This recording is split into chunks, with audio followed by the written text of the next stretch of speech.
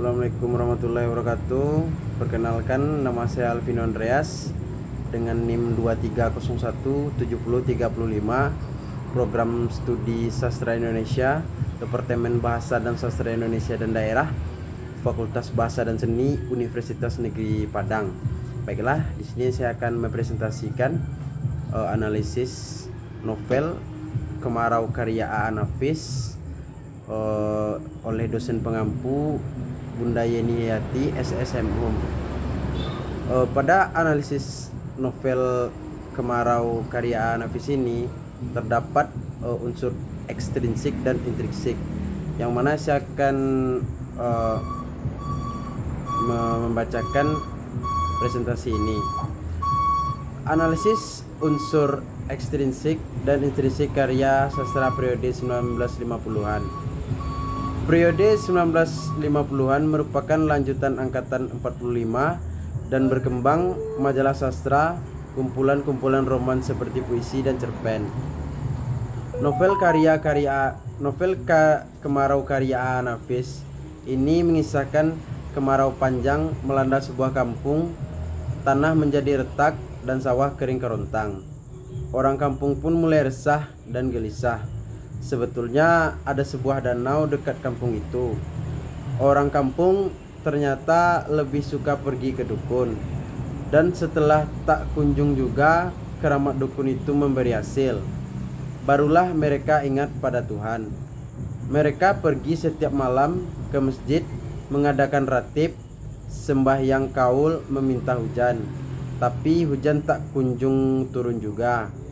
Hanya Sultan Duano yang berbuat lain. Ketika bandar-bandar tidak mengaliri air lagi, sawah-sawah sudah mulai kering dan matahari terus bersinar dengan maraknya tanpa gangguan awan sebondong pun. Diambilnya sepotong bambu, lalu disandangnya di dua ujung bambu itu, diambilnya air ke danau dan ditumpahkannya ke sawahnya. Unsur intrinsik.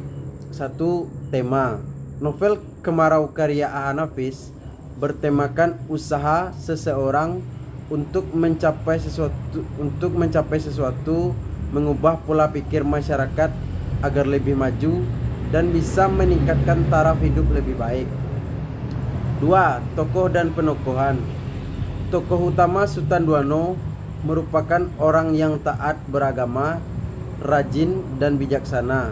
Siapapun pula yang akan setuju dengan Sultan Duano, selain dia alim, pandai bergaul, baik hatinya, rajin pula bekerja.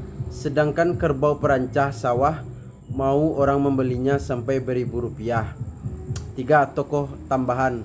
Gudam seorang yang berani, terlalu percaya diri, mudah terpengaruh. Selanjutnya Raja Bodi, orang yang berpegang teguh pada adat dan berpikir pendek. Acin, seorang anak yang patuh akan perkataan orang tua. Sultan Caniago, seorang petani yang miskin dan berwatak mudah putus asa. Wali Nagari merupakan orang pemimpin kampung, bijaksana, pemberani dan berpikir maju. Haji Tumbijo, orang bijaksana, baik dan pintar.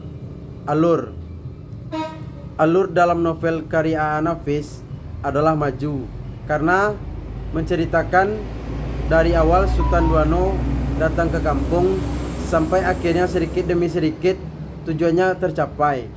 Awal dimulai dari musim kemarau yang panjang dan sawah menjadi rusak. Semua petani mengeluh, putus asa.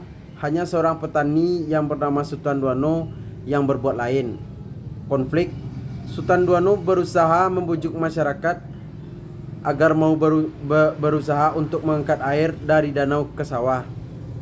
Dia terus membujuk orang walaupun tidak membuahkan hasil, dan menganggap bahwa Sultan Duano itu gila dan aneh. Klimaks. Mulai fitnah Saniyah kepada Gudam terhadap Sultan Duano, sehingga Sultan Duano diusir dari kampung tersebut. Sultan Duano pun pergi ke Surabaya ke tempat anaknya karena dia mendapatkan surat dari anaknya, Masri, yang menyuruhnya ke Surabaya. Sesampainya ke sana, dia mengetahui bahwa mertua anaknya adalah mantan istrinya dan menyembunyikan bahwa Masri dan Arni menikah bersaudara. Penyelesaian. Bertahun-tahun kemudian ia menemui ajalnya di rumah sakit. Tak lama setelah ia membuka rahasia perkawinan mereka dengan kenisafan dan kesadaran sebagai umat Tuhan yang tawakal dan beriman. Arni kemudian dengan anak Haji Tumbijo dan Masri menikah dengan teman sekerjanya. Sedangkan Sultan Duano kembali ke kampung di tepi danau, hidup sekumpul dengan Gudam, di mana Acin dan Amah telah menjadi anaknya dengan sah. Selanjutnya latar. Satu, latar tempat di sawah. Dari pematang ke pematang ia berbuat seperti itu. Tiba-tiba ia terpeleset hingga jatuh ke dalam sawah. 2, di danau. Sultan Duano merapatkan pelukannya, dilayangkannya lagi pandangannya ke seberang danau. 3, di jalan. 4, di rumah. 5, di surau. Latar waktu. 1, di waktu pagi dan sore. Setiap pagi dan sore para petani selalu memandang langit, ingin tahu apakah hujan akan turun atau tidak. Terdapat pada halaman 1. 2, di waktu siang hari. Setelah matahari sepenuhnya muncul di puncak bukit. Terdapat pada halaman 11. 3, di waktu malam. Pada suatu malam setelah Sultan Duano sembahyang Isya dan berzikir seperti biasanya. 4, menjelang senja. Matahari hampir mencapai puncak bukit di seberang danau. Terdapat pada halaman 18. Selanjutnya latar suasana. 1, suasana gugup. Acin banyak dapat badar. Mak-mak kata anak itu menghilangkan kegugupannya. Terdapat pada halaman 47. 2, suasana senang. Acin ingin belajar sopir. Kalau Acin sudah bisa, Acin akan bawa bapak kemana pergi. Dut dut dut, katanya seraya berlari berputar-putar dengan tangannya. Terdapat pada halaman 52. 3, suasana marah dan sedih. Bapak orang jahat. Bapak naik lewat ke atas lututnya. Bapak orang 3, suasana marah dan sedih. Bapak orang jahat. Bapak naik lewat jendela. Acin benci pada bapak. Lalu tiba-tiba ia menangkup mukanya ke atas lututnya dan dia menangis. Terdapat pada halaman 54. 4, suasana tegang. Engkau jangan main-main pula dengan aku, Mangkuto, kata pendeka Sultan, salah seorang keluarga Saniyah yang juga hadir di situ. Terdapat pada halaman 97. Diam, aku tak menanyai kau, bentak wali nagari padanya. Terdapat pada halaman 99. Selanjutnya sudut pandang. Sudut pandang yang digunakan dalam novel Kemarau karya A.A. Nafis ini yaitu sudut pandang orang ketiga. Selanjutnya gaya bahasa. Gaya bahasa yang digunakan dalam novel ini sangat menarik karena penulis menggunakan bahasa Minang yang merupakan bahasa daerahnya seperti Wali Nagari, Bedo, Sutan, Ete, Mingkuto, Rajo, dan lain-lainnya. Selanjutnya yaitu amanat. 1, jika kita ingin memperoleh atau mendapatkan sesuatu hasil akan lebih baik, maka kita harus berusaha. 2, hidup berjuang dan keikhlasan merupakan jalan untuk menemui Tuhan Yang Maha Esa.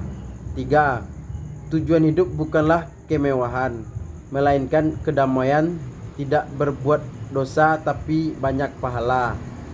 4, kalau kita disakiti oleh orang, jangan ambil tindakan, pikir dulu. Pikirkanlah apa dulu gunanya kita marah atau tidak. Unsur ekstrinsik.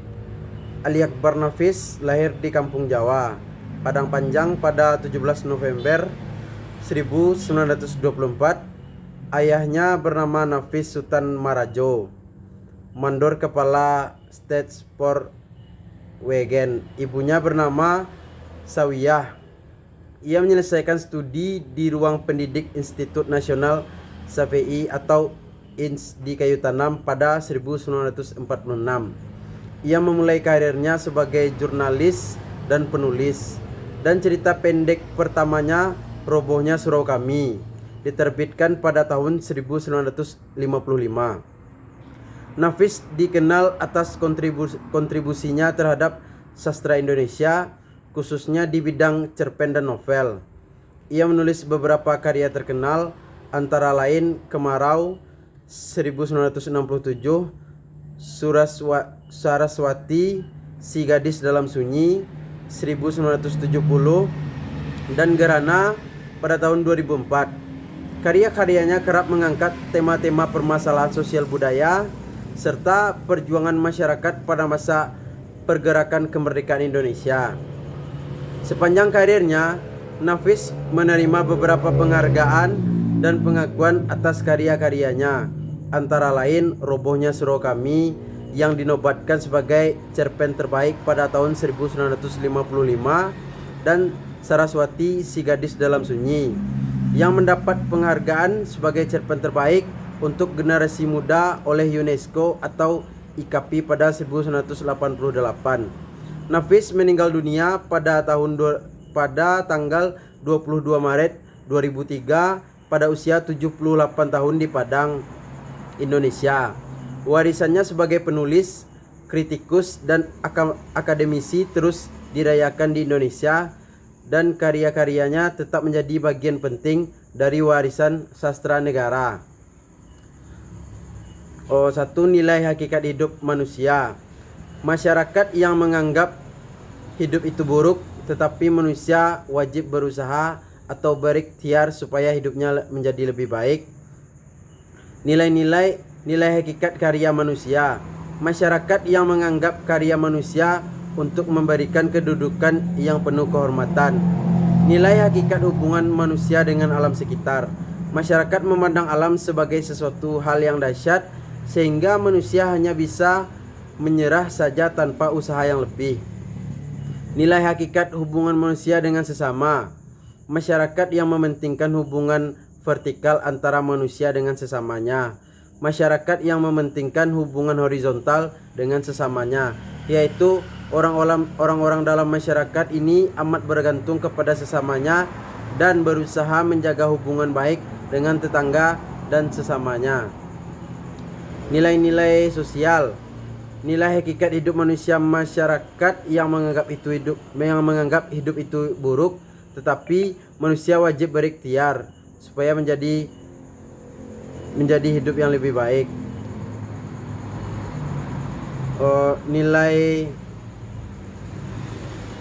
Nilai-nilai moral.